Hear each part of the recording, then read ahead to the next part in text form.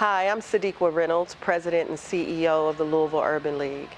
And this organization has been in existence for 100 years.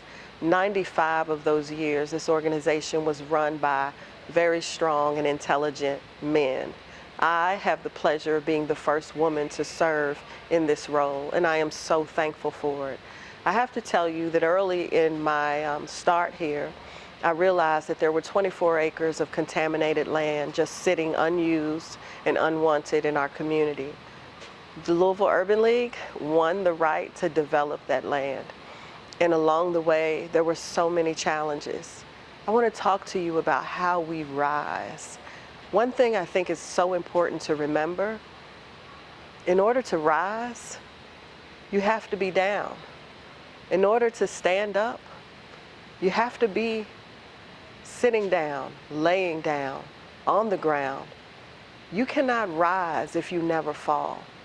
And so what my career has taught me and what life has taught me is there are no mountaintop experiences without valleys. There are no successes, no real successes, without some failures, and those are real failures.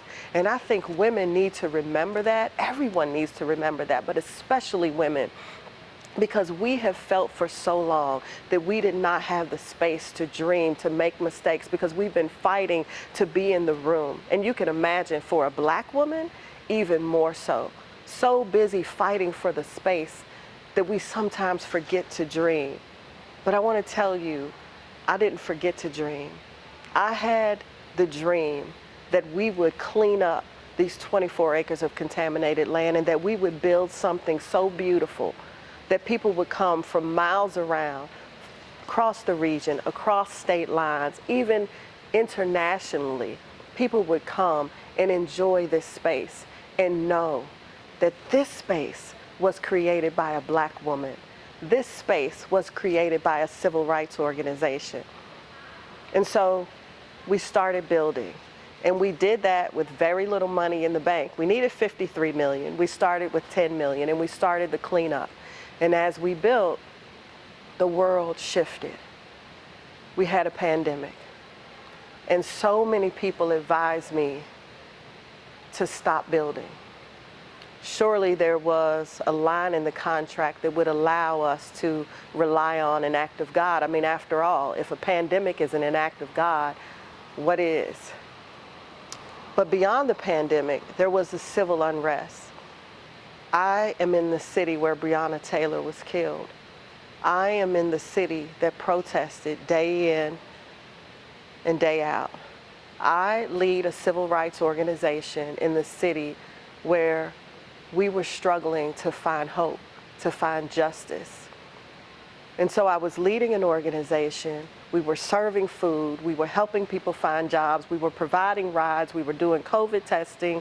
We were helping students to get computers, connecting them to online schools. We were trying to help people who had lost their jobs get unemployment. And we were building a $53 million sports and learning complex as we protested, because we needed to rise ourselves. And let me tell you, I decided that while there were contractual ways that I could have taken a break from the work, called it off, decided to stop, I really know that in Black communities, when you start building, it doesn't get restarted. Things get repurposed, projects get left, but we don't get to finish.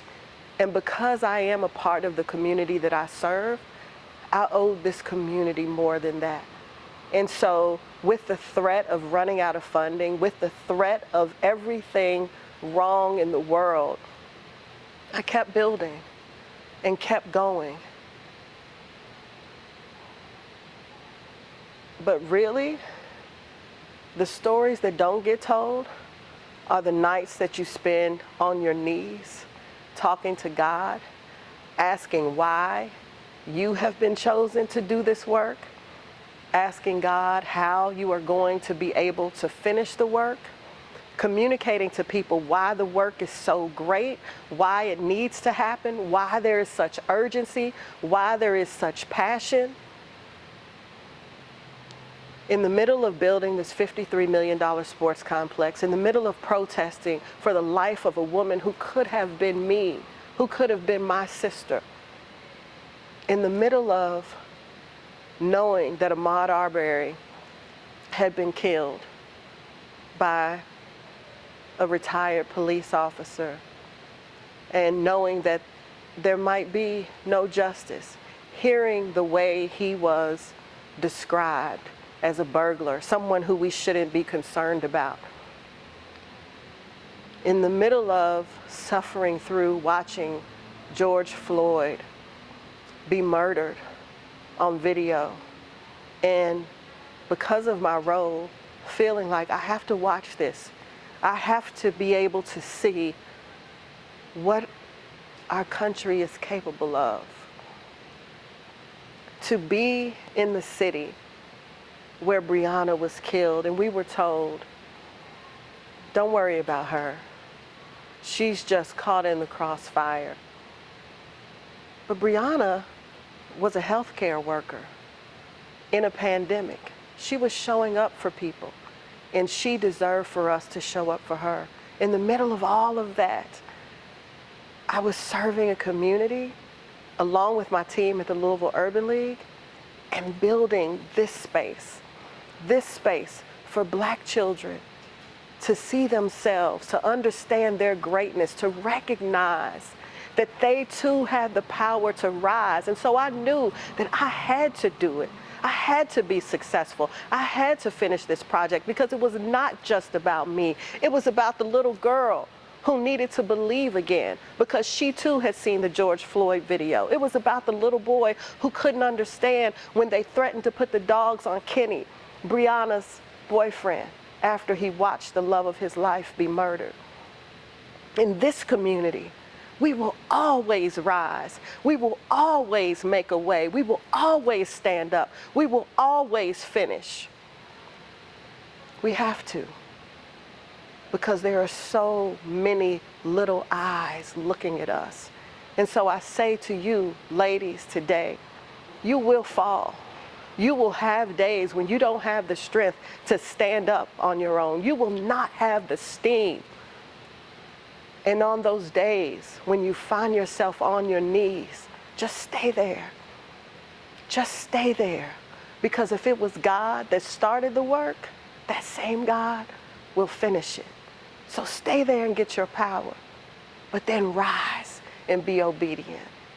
That's what we did here.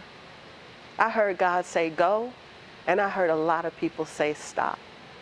But the God that I serve said finish, and we did. I am Sadiqa Reynolds, President and CEO of the Louisville Urban League. And when I rise, you rise. When you rise, I rise together. Thank you.